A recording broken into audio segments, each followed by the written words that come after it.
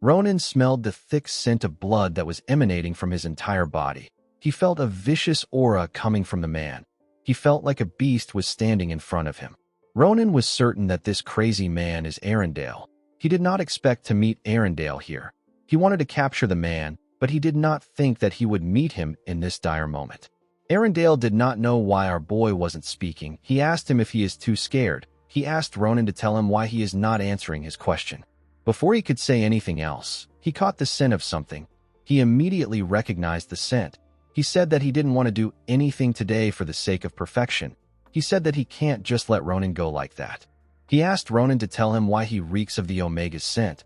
Our boy was surprised to hear this. He realized that he was in trouble. Arendelle quickly charged at him. Ronan was able to dodge his attack. Arendelle used his hand to destroy the boulder our boy was resting on. He said that everything is going smoothly. With a creepy smile on his face, he revealed to Ronan that he just took care of the Alpha some time ago. He did not expect that traces of the Omega would make its way back to him. Our boy was surprised to hear that he captured the Alpha. Arendelle charged at him again. He told Ronan that he has a terrible fate waiting for him. Our boy was able to block his attack, but he got pushed back. As he blocked his attacks, Ronan understood why Arendelle is known as the strongest executive in Caraballo. His attacks were heavy and fatal. Arendelle swung his fist at our boy. Ronan managed to dodge his fist, but the impact of the attack destroyed the tree behind him. Our boy realized that his current body couldn't take a single hit from Arendelle. A single punch could take him out. Apart from Arendelle, our boy also had another problem. The Omega that chased after him should have tracked him down by now. Instead, the Omega was holding its breath in order to hide its murderous intent. Ronan knew that there was only one reason why his past self would do something like this. He realized that the Omega was waiting for the perfect moment to kill him.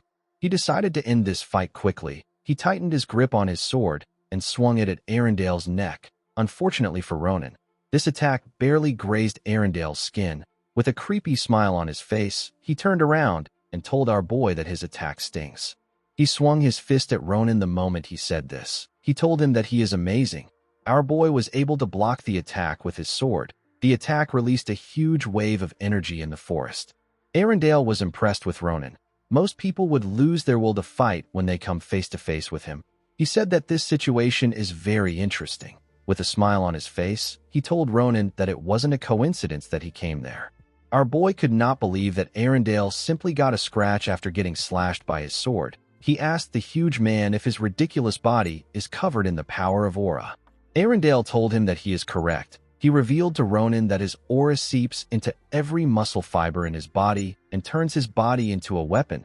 He said that it is a power far beyond the level of mana physical enhancement. He told Ronan that this is the pinnacle of reinforcement techniques. He could not believe that our boy managed to leave a scratch on his neck. He asked Ronan to consider what he did as an honor. With a smile on his face, he told Ronan that he will now acknowledge him as his prey. As he slowly pushed our boy back, he explained to him that hunting is a game where the strong pursue and the weak struggle desperately to escape.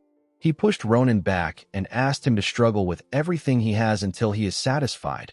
Ronan grit his teeth and pushed his sword into the ground. He used it to hold himself down. When he raised his head up, he saw Arendelle's fist coming towards his face. Our boy quickly bends his body backwards to dodge the attack. He took out his sword and attacked Arendelle with several slashes. This didn't move the monstrous man. He simply smiled at our boy. Ronan attacked him again. Arendelle used his arm to block the attack. He and Ronan pushed each other back. Immediately, he landed on the ground. Arendelle pushed his hand into a huge boulder next to him. He raised the boulder up and threw it at Ronan. Our boy quickly cut the boulder into pieces with his slashes. Immediately he did this, Arendelle appeared in front of him. He was certain that he got our boy. When he looked down, he saw something shocking. He saw that Ronan was waiting for him. Our boy covered his sword with mana. He told Arendelle that he is the one who caught him. He asked Arendelle to take on this attack. Immediately Ronan swung his sword. Arendelle put his arms together to block the attack. He smiled and said that this is perfect. He enlarged his muscles and tore his clothes apart. He said that he feels insanely good. He was able to push away Ronan's attack. Our boy was shocked to see that Arendelle got even bigger. Arendelle was very happy. He did not remember the last time he was pushed to the edge like this in a hunt. He told Ronan that he is amazing. He concentrated his aura in his hand. He told our boy that he is definitely worth it. He told him that he can go all out with him. He made his aura bigger and asked Ronan to receive his strongest attack. Before he could fire his attack at our boy, his arm got cut off. Arendelle was shocked to see this. His arm was cut off by someone behind him. It was the Omega that cut off his arm. It cut it off with a stick. Arendelle screamed out in pain. He wondered about who attacked him with this ridiculous power. He knew that a gap opened up in his defense because he was concentrating all his aura to a single point, but he did not expect someone to be able to cut his arm off with a little twig. Arendelle wondered about who the person was. He quickly caught the Omega's scent. He realized that the person behind him is the Omega. He was annoyed to see the monster. It charged at him again. Arendelle told it that it won't get him again. He covered his hand with aura and used it to block the twig. Their attacks caused a huge explosion. They both got pushed back. They landed on the ground. Arendelle's arm landed in front of the Omega.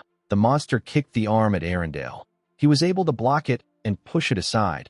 He was annoyed to see that the Omega played with his arm. When he raised his head up, he saw the Omega in front of him.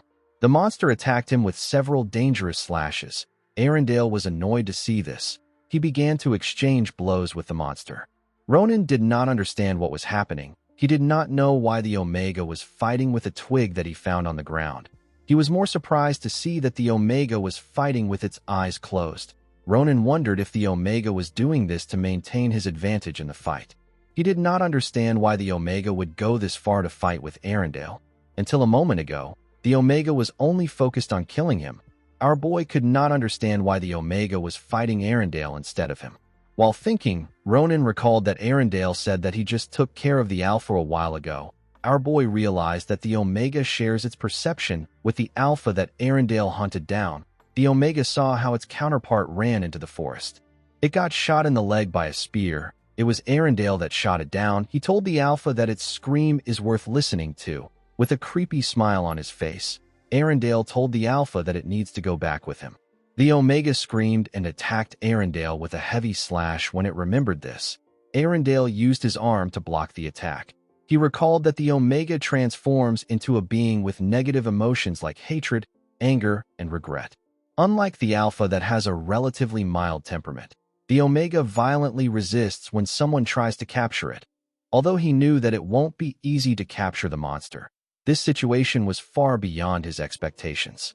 While he was doing his best to block the Omega's attack, it landed a heavy hit on him. The attack destroyed the surroundings. Due to its appearance, Arendelle was able to tell that the being the Omega transformed into is related to Ronan.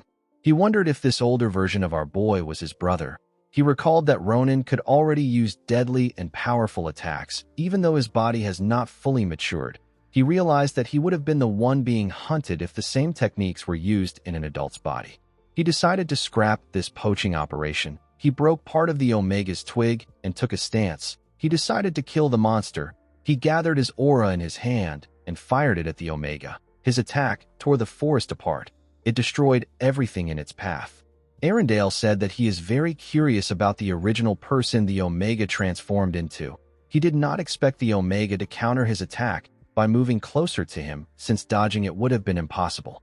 The Omega used part of the twig to push Arendelle's hand up and change the trajectory of the attack.